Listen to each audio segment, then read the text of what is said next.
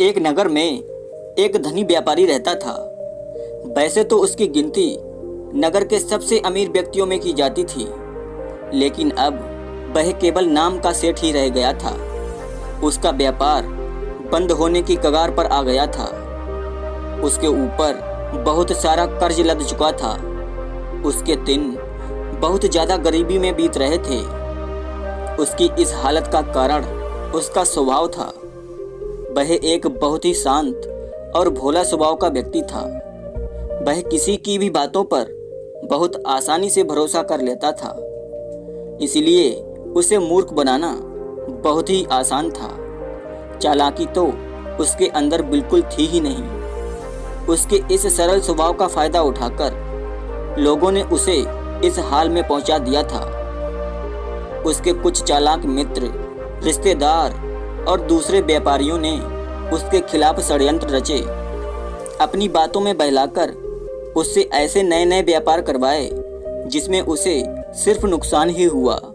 वह सेठ पहले तो इन चालाकियों को समझ नहीं पा रहा था, लेकिन अब जब वह कंगाल हो चुका था तब उसे अपनी गलतियों का एहसास हुआ।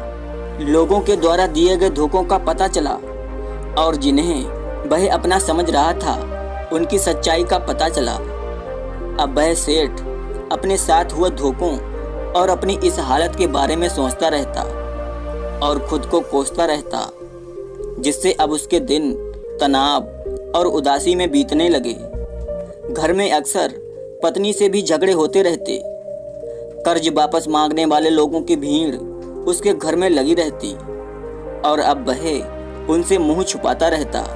एक दिन अपनी ऐसी हालत से परेशान होकर उसने आत्महत्या करने का प्रयास किया और आत्महत्या करने के लिए वह एक पहाड़ी की ओर चल पड़ा। दोस्तों, इससे पहले कि हम इस कहानी में आगे बढ़ें, आपसे गुजारिश है कि आपने अभी तक इस वीडियो को लाइक नहीं किया है तो वीडियो को लाइक और हमारे इस YouTube चैनल को सब्सक्राइब जरूर कर लें। पहाड़ी की तरफ जाते वक्त उसे एक महात्मा का आश्रम दिखाई पड़ता है। आश्रम में बहुत ही शांति और सुकून का माहौल था। सेठ ने देखा कि कुछ लोग महात्मा जी के पास बैठे हैं और उनसे अपनी समस्याओं का समाधान पूछ रहे हैं। यह देखकर सेठ के मन में भी उत्सुकता जागी। उसने आश्रम से निकल रहे एक व्यक्ति को रोककर महात्मा जी के बारे में पूछा। व्यक्ति ने कहा, यह महात्मा अपनी बुद्धिमानी के लिए आसपास के नगरों में बहुत प्रसिद्ध हैं। यह महात्मा लोगों की बड़ी बड़ी समस्याओं को आसानी से सुलझा देते हैं। यह लोगों की मन की बातें जानने और उनके झूठ को पकड़ने में माहिर हैं, क्योंकि इन्होंने मानव स्वभाव के विषय में गहराई से अध्ययन कर रखा है और उसे समझने में महारत हासिल कर रखी है। किसी से भी अपनी बात मनवा लेना इनके लिए चुटकियों का खेल है। इन्हें चालाक संत भी कहा जाता है। अगर तुम्हारी कोई भी समस्या है तो तुम उसका समाधान इनसे पूछ सकते हो। इतना कहकर वह व्यक्ति वहां से चला गया। इसके बाद वह सेठ चुपचाप महात्मा जी के पास बैठे लोगों में जाकर बैठ गया और अपनी बारी का इंतजार करने लगा। शाम होते होते सारी भीड़ वहां से चली गई। अंत में सेठ की बारी आई। सेठ ने महात्मा जी को प्रणाम किया और बहुत ही दुखी मन से अपने साथ घटित सभी घटनाओं को कह सुनाया। महात्मा जी ने सेठ की बात बहुत ही ध्यान से सुनी और फिर शांत स्वर में उत्तर दिया। व्यक्ति को इतना शांत और भोला भी नहीं होना चाहिए कि वह हर किसी की बात पर भरोसा करे और दूसरों के कहने पर कुछ भी कहना शुरू कर दे। व्यक्ति के अंदर थोड़ी समझदारी और चालाकी का होना बेहद आवश्यक है।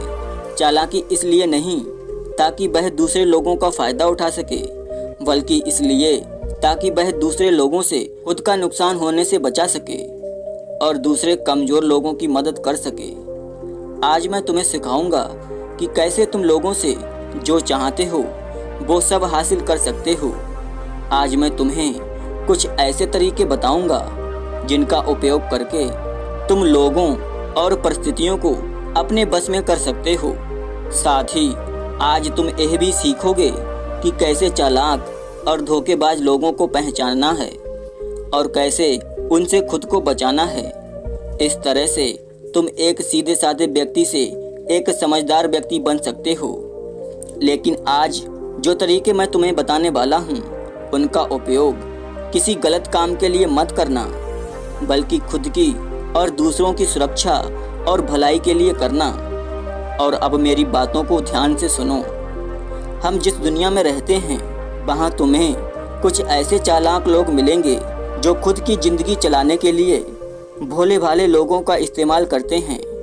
अब तुम्हें इन्हें कैसे पहचानना है? जो लोग बहुत ज़्यादा बातों को समझाते हैं, तुम्हें इन पर ध्यान देना चाहिए, क्योंकि यह लोग भरोसे की कमी को पूरा करने के लिए बहुत ज़्यादा शब्दों का प्रयोग करते हैं। और तुम्हें इन पर ध्यान देने की ज़रूरत है, क्योंकि यह लोग अपने झूठ से तुम्हें बेवकूफ़ बनाने की कोशिश करते हैं। जो लोग एक ही चीज़ के बारे में बार बार बोलते हैं, वह झूठे होते हैं।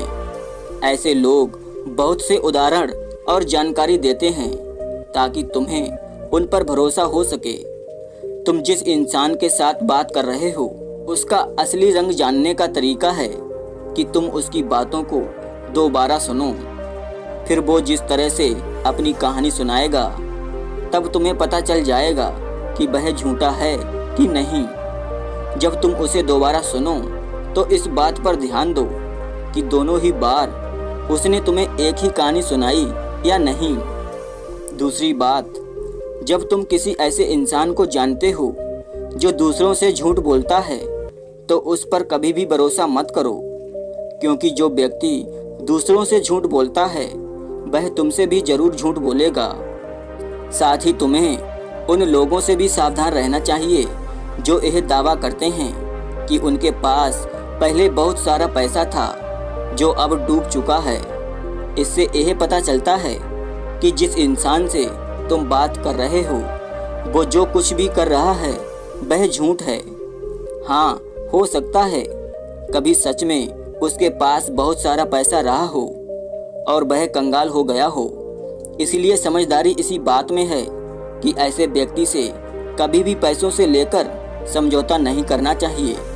जो इंसान खुद के पैसों को संभालने में इतना कमज़ोर है, उस इंसान से पैसों के बारे में सलाह लेना उचित नहीं होता।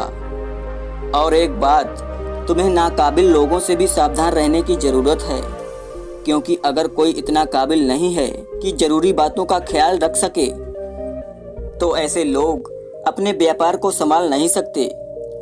क्योंकि एक समझदार व्यक्ति अपना ज़्यादातर ध्यान ज़रूरी समस्याओं की तरफ रखता है, ना कि फालतू के कामों में। एक बात और, जो इंसान हमेशा अपनी बात दोहराता है और बात बात पर वादे करता है, कसमें खाता है, वह झूठ होता है।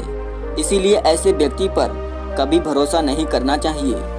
दूसरी बात, अगर तुम्हें लगता है कि किसी इंसान के साथ अच्छा व्यवहार करके तुम्हें तुम्हारी इच्छा के अनुसार फल मिलेगा, तो तुम गलत हो। तुम्हें यह बात याद रखनी चाहिए कि लोगों को सिर्फ वह चाहिए होता है जिसे वह हासिल नहीं कर पाए। अगर तुम्हें सामने वाले से अपना काम करवाना है, तो उसे बार बार यह भरोसा दिलाओ कि तुम उसे वह चीज़ दिला सकते हो जिसे वह खुद हासिल नहीं कर पाया। इसे और असरदार बनाने के लिए तुम्हें 2 नियमों का पालन करना होगा। पहला, वह देना शुरू कर दो जिसे वह व्यक्ति पाना चाहता है। और दूसरा, उस इंसान को तुम तब तक देखो जब वह तुम्हारे नियंत्रण में आ जाता है।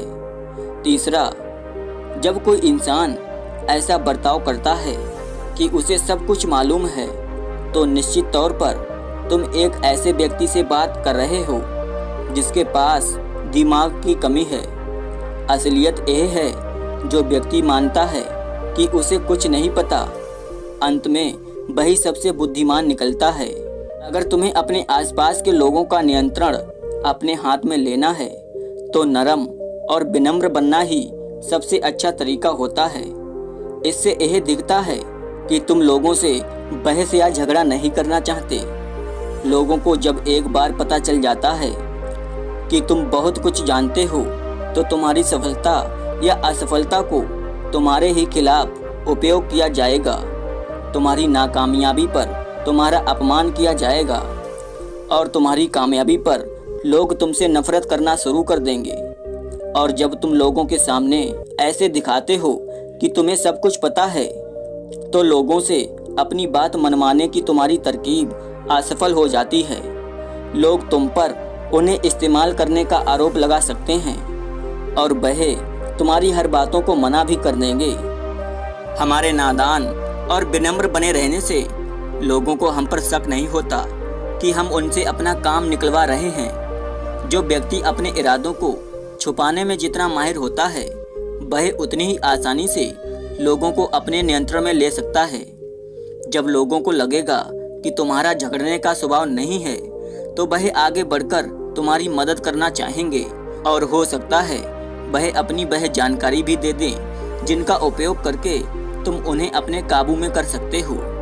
चौथी बात, लोगों से अपनी बात मनवाने का सबसे अच्छा तरीका यह जान लेना है कि तुम किसके दिमाग को बदल सकते हो और किसके नहीं। यह बात सत्य है कि तुम जब तक किसी के दिमाग को अपने अनुसार नहीं चला सकते, जब तक वह तुम्हें पसंद ना करता हो।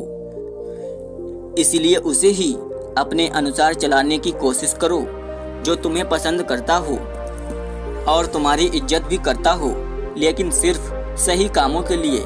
इस बात का ध्यान रखना, अगर तुम किसी ऐसे व्यक्ति को अपने अनुसार चलाने की कोशिश करोगे जो तुम्हें पसंद नहीं करता, तो तुम्हारा सारा समय और प्रयास बेकार चला जाएगा। इसके अलावा तुम ऐसे व्यक्ति को बदलने की कोशिश करोगे तो वह तुम्हारे साथ बहस करेगा। चाहे कुछ भी कर लो, तुम ऐसे व्यक्ति का मन कभी भी नहीं बदल पाओगे। इससे पहले कि तुम्हारी बात बहस में बदल जाए, तुम्हें अपनी कोशिश बंद करनी होगी और पीछे हटना होगा।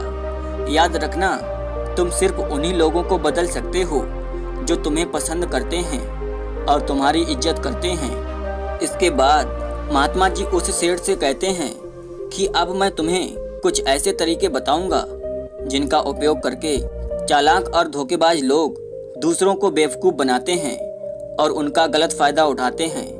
पहला तरीका, चालाक व्यक्ति को जब अपना कोई काम करवाना होता है तो वह अपने इरादों को पूरी तरह छिपा कर रखता है, यानी वह झूठ बोलता है और अपनी बातें छुपाता है।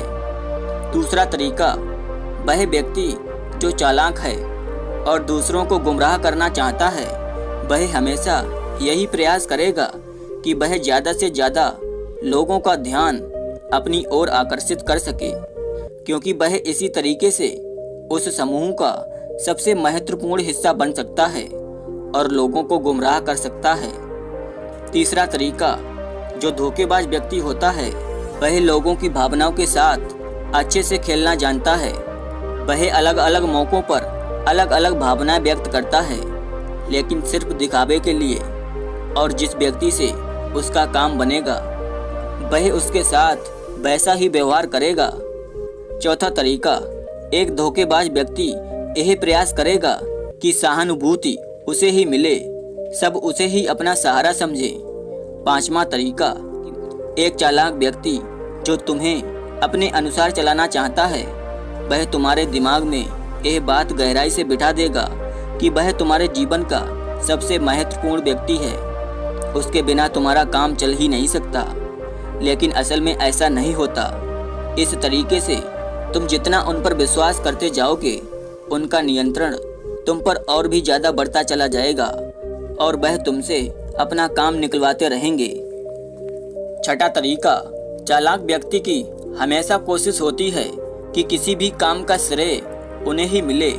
इसके लिए वह ज़्यादा से ज़्यादा लोगों का ध्यान अपनी ओर खींचना चाहते हैं। चालाक व्यक्ति अक्सर सबसे मुश्किल काम दूसरों को दे देता है और सबसे आसान काम अपने लिए रखता है।